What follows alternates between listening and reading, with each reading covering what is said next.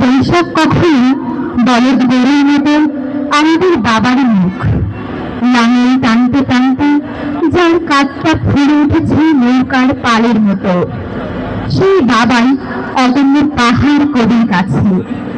কবিতাটি লিখেছেন কবি ফকির আব্দুল মালিক।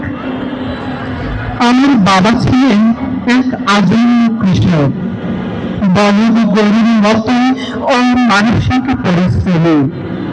তিনি কাজগুলো ছিল ঠিক বাতাসের পরে ফুলে ওঠা নৌকার পানির মতো।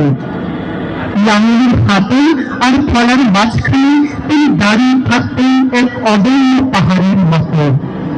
আমি চাইতাম ঠিক তারই মতো লাঙল চালাতে।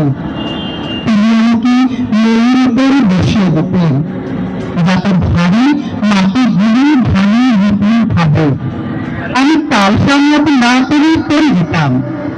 বাবা তার পেশি বসে টান টান কাঁধে আমি নিতেন। তারপর বাতাসের গতিতে লাঙল চালাতেন অবারিত। এরপর বাবা গ্রামের হাটে আটার ময়দা বেচতেন। লাভে লাভ এক, লাভে লাভ দুই। হিসেব করতেন কাঠের পাল্লায়। আমি মাপতে গিয়ে ভুল লিখে পড়তাম শুধু আটার উপর। তারপরে এলো সুতা আর রঙের ব্যবসা। আমার মনে পড়ে রং কষ্টিকে ভরা নৌকার ছেয়ে বেঁচে থাকা মায়াবী দিন। কালক্রমে চলে এলাম শহরে। বাবা পয়সার মালিক হলেন ঠিকই, কিন্তু রয়ে গেলেন সেই আদি ও অকৃত্রিম মানুষ। আমি আলাদা হয়ে গেলাম প্রেমে।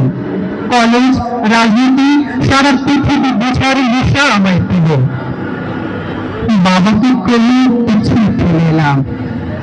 মা মারা গেলেন, বাবা স্কুল করলেন। তারপর এখন তিনি ফুলচারি থাকেন, নির্বিকার ও নির্ভর।